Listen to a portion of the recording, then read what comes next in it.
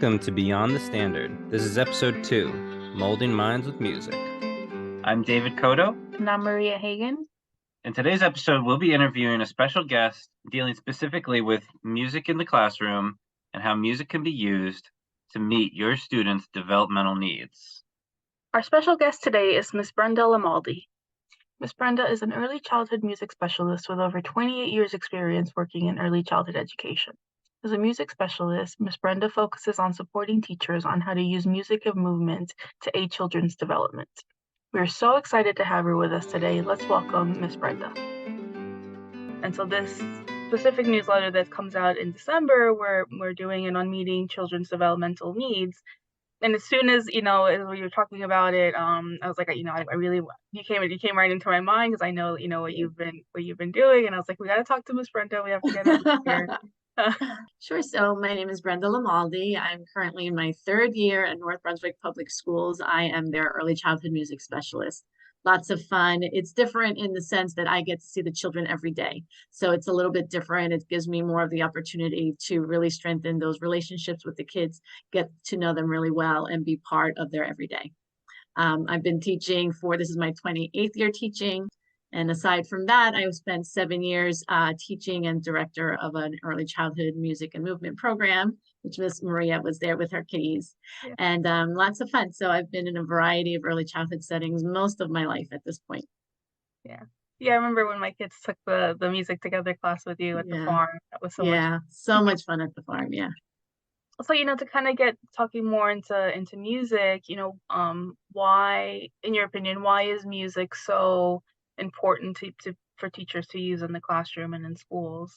Music is very accessible to the kids. If there's any other area that they're struggling with, I find that music is the gateway to them, and it's a way for them to both channel their energy for those children who really need to release that energy, as well as bring those quieter kids out of their shell.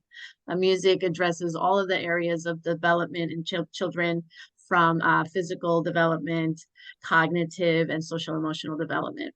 And then besides that, it also helps them. We start with co-regulating with the children and helps them to foster their self-regulation, so that when they find themselves in a difficult situation, that they're able to remember what they learned in music and maybe use those strategies and techniques to help them through a difficult time. Can you give us an example? So music, it has a few different ways of doing that. One way to do it is to sing songs with different, that address different types of emotions.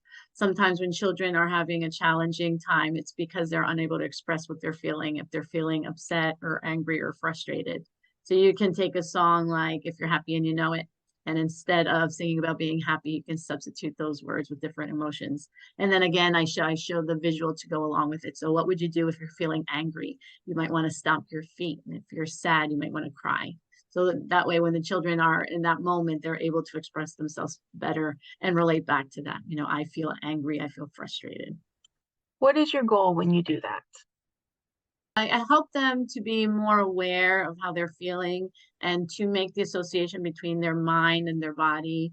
I talk a lot about emotions, like I had mentioned before. So, how are you feeling? Like, is it beating really fast right now? That means that we need to calm down. So let's put on some soothing music. We'll meditate at the end of class. Or if they're feeling anxious or nervous, well, do you have a tummy ache right now? Sometimes they'll tell you they have a tummy ache, but it's really they're feeling anxious. They don't know how to tell you that. So just, addressing those and labeling all those different kinds of emotions for them. Now, Miss Brenda, you said this year you're getting to work with like a group of children for an extended amount of time and build those relationships. What are some of those strategies that have been really successful for you for bringing out those kids who are maybe quieter, like out of their shell, or have some developmental delays? Yeah, so I do a variety of different activities. So sometimes people think music, they think just singing, but it's a lot more than that. The children get a chance to either move around if they want to, or play different types of instruments, listen to the music.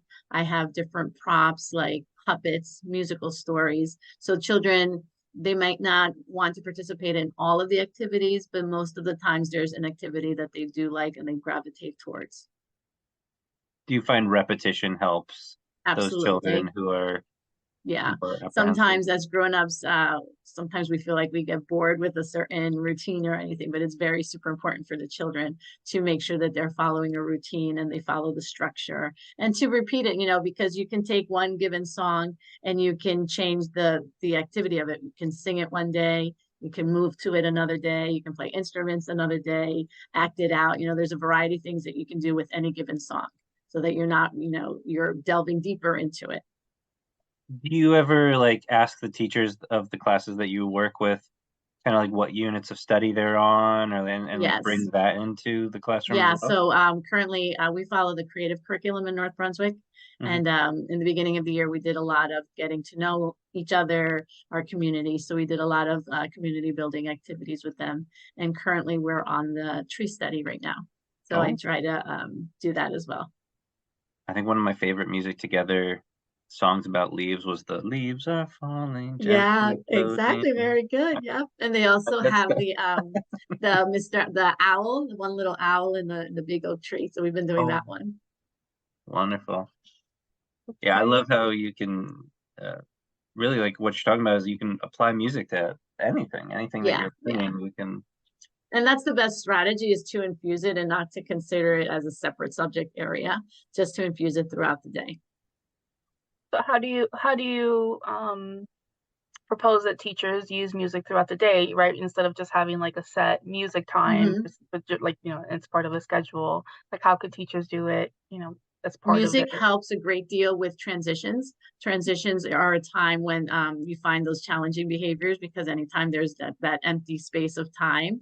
So I always sing my directions to the kids. Directions, if we're going from the carpet to the table, I tend to sing to them, and that helps a great deal, and helps cut back on those challenging behaviors. Can you tell us more about that? I had one friend last year who would be fine, except when it was time to put the toys away. So, we practiced the song together, about calming down and taking a breath, and, just combining different strategies together. And then that helped improve when it was time to clean up. He made that association with the routine, and it went a lot smoother a little bit after that. Do you think volume and tone adds to those like musical transitions? Like if Yeah, and you you have want, to I try to gauge by the kids. Sometimes music can be overstimulating. I try and do actually a lot of singing a cappella without any recordings. How what about children who have, like speech delays or more sensory needs? How So can you music helps with that because it helps expand on their vocabulary. And sometimes we'll sing a melody and, for music together also without even the words, but just singing on a syllable like la or humming. So that way it provides them the opportunity to participate even if they're having a difficult time with their speech. And I also use some visual cards with them. You can get those from teachers, pay teachers, or whatever, and just have visuals to match the music that we're doing the song.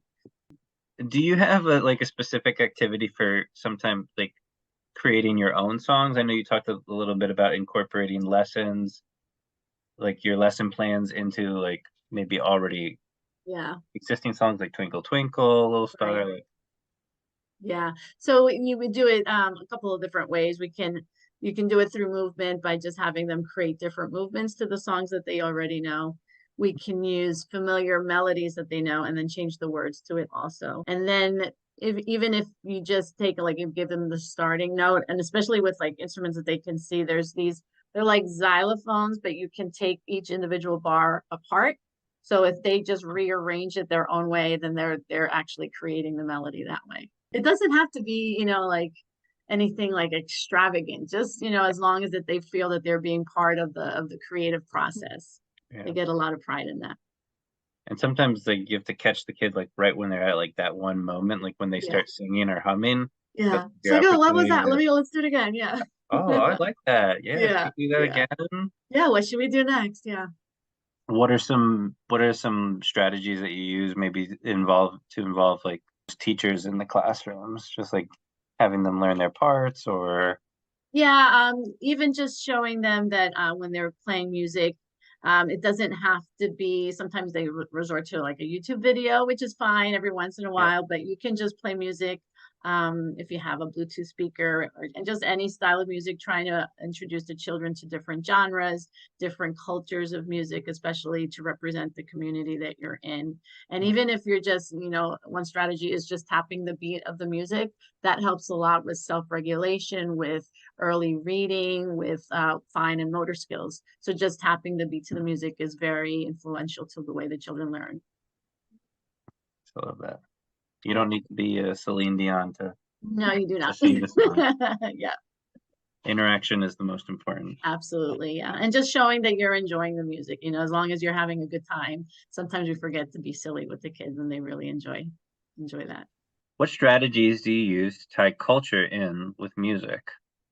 I had a lot of Spanish speaking families where I taught, but in North Brunswick, we actually have it's a very diverse community over there. So like last year, for example, I learned all about Diwali and that culture. And so it was very interesting. And the children they get so proud when you see them representing their culture. So I use a lot of books. There's a book called All Are Welcome Here, and it's set to a song also. So I sing it to them, and it shows the children in their cultural dress and the food they might eat and everything. So that helps them be seen and represented. Yeah, I know some of the older preschools rooms have like the listening stations with like the headphones and everything like that. That's a really good strategy, but also like bringing in other people's cultures and stuff like that. If you have such a wide range in your room, you can ask for, hey, are there any lullabies or Yeah, that would be beautiful. Do you have any more information on how to involve parents? Yeah, I actually had a little handout I gave out last week. I did a parent workshop for a family childcare provider, and I gave a list. I can even send it to you guys. I gave a list of different activities that they can do at home.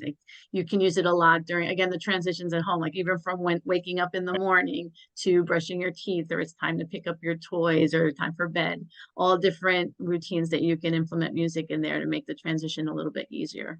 You can have a dance party, and just even if you don't have instruments at home, which most people probably won't, just take out your pots and pans or a box of macaroni and just have a good time. Music is meant to be enjoyable. It brings the family closer together. It strengthens the bond within the family. And then even if you had a music night at the school, we've had, because of what's been going on with COVID, we've had virtual sing-alongs, and those are always fun. So I teach the kids the music leading up to that night, and then all around town everybody tunes in and we have our sing-along virtually.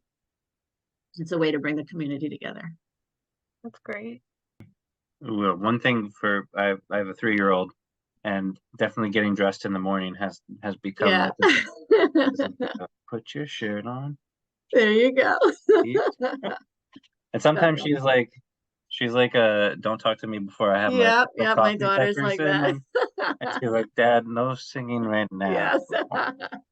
Yeah, and it's important to recognize that also. Sometimes they just need a little time, and sometimes even if I see them in the class and they're not participating, just to learn not to take it personally. It's not they don't like music or anything. They might not be in the mood, and that's okay.